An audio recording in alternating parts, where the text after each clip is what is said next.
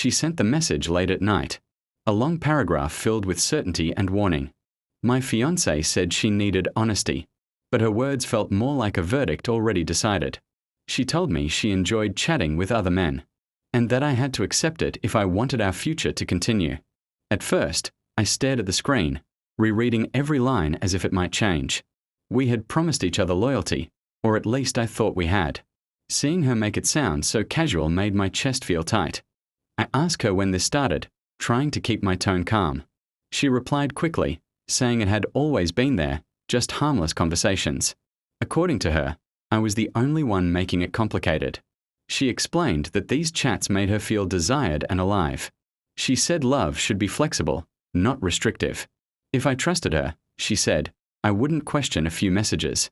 I reminded her of our plans, our engagement, the life we talked about building. She replied with a laughing emoji, saying I was overthinking. That emoji hurt more than any harsh word could have.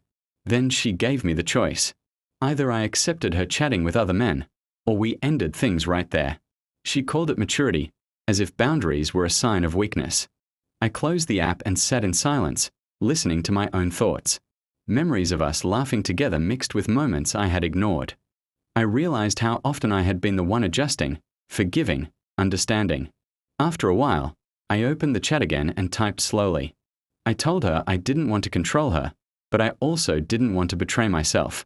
Respect, I said, wasn't negotiable for me. She took longer to reply this time. When her message came, it was short and cold. She said I was making a big mistake over something small. I told her that what she called small had already grown into distance between us. Love, for me, meant choosing each other even when temptation was easy. I said I couldn't pretend to be okay with something that hurt me. She accused me of being insecure and old-fashioned. Reading her words, I felt a strange calm settle in. The fear of losing her was slowly replaced by clarity. I replied that maybe we wanted different kinds of love. I wanted partnership and trust, not constant reassurance from strangers. I wished her well, even though it felt like tearing a page out of my life. She didn't respond immediately.